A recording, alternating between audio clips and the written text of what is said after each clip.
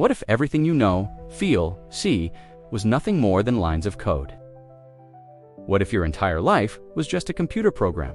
Hey there, cosmic thinkers. The idea that we're living in a simulation isn't just something out of a sci-fi movie like The Matrix.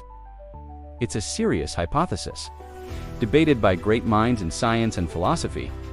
Today, we're going to dive into the arguments that make this theory so disturbingly plausible, the clues the universe might be giving us, and the counter-arguments that keep us grounded in reality. Get ready to have your mind blown. And while you're at it, go ahead and hit that like button and subscribe to the channel. It really helps us bring more discussions like this.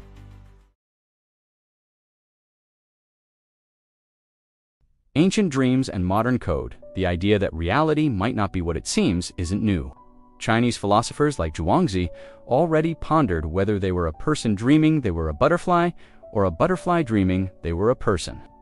Descartes, in the 17th century, imagined an evil demon deceiving us about everything. But the modern, more provocative version came in 2003.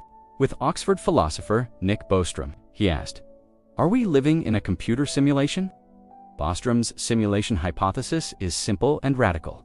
Our reality, our experiences, everything is a computer simulation run by a technologically advanced civilization. They could be aliens, AIs, or even our own superintelligent descendants. Bostrom's argument, a shocking dilemma. Bostrom doesn't say we do live in a simulation, but that, statistically, one of these three things must be true. First, super-advanced civilizations almost never reach the point of creating reality simulations. Second, super-advanced civilizations that can create simulations aren't interested in running many simulations of their ancestors. And the third, and most shocking, we are almost certainly living in a simulation. If the first two are false, that is, if advanced civilizations can and want to simulate, then the number of simulated universes would be vastly greater than the number of real universes. Mathematically, the chances of us being in one of the many simulated ones are astronomical. Okay, the argument is strong. But are there clues in our universe that support this idea?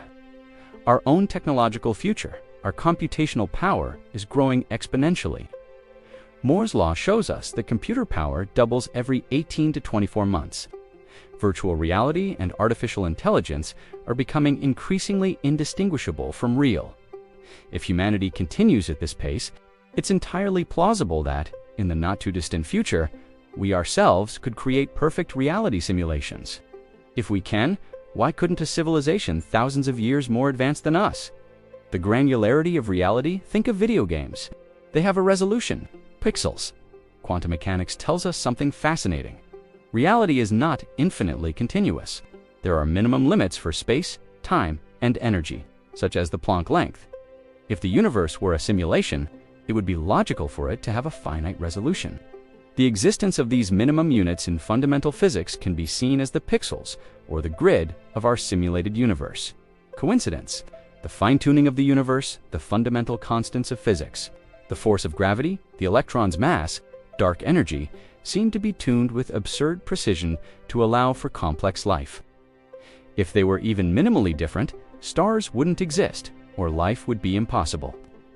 For some, this fine-tuning is one of the greatest pieces of evidence that someone programmed or adjusted the parameters of our universe to be exactly as it is, a cosmic programmer.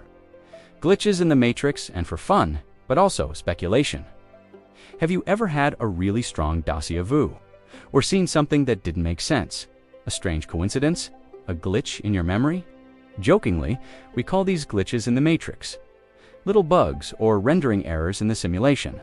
Of course, this is more anecdotal and unscientific, but it feeds the imagination, right? As fascinating as it is, the simulation hypothesis faces enormous challenges. The lack of evidence, the biggest problem. There is no direct empirical evidence. We have no way to test this hypothesis.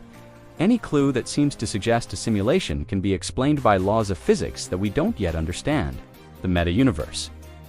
Problem: if we are in a simulation, what about the universe that simulates us? Is it also a simulation? This leads to an infinite redress, an endless series of simulations within simulations, which doesn't solve the fundamental question about the origin of reality. Furthermore, the amount of computational power required to simulate a universe with our complexity would be astronomical, perhaps impossible to achieve, even for a super-advanced civilization. So, are we living in a simulation? Science doesn't have a definitive answer. It's a powerful hypothesis, a thought experiment that forces us to question everything we take for granted about reality, consciousness, and the limits of technology. This question, however crazy it may seem, is valuable. It propels us to explore the limits of knowledge, to develop new technologies like AI and quantum computing, and to recognize that the universe is infinitely stranger and more wonderful than we can imagine. What do you think? Are we simulated or are we real? Which argument convinces you more? Leave your theory in the comments. And if this discussion made you question your own reality, don't forget to hit that like button, share with friends, and subscribe to the channel for more journeys through the mind and the cosmos. See you in the next video.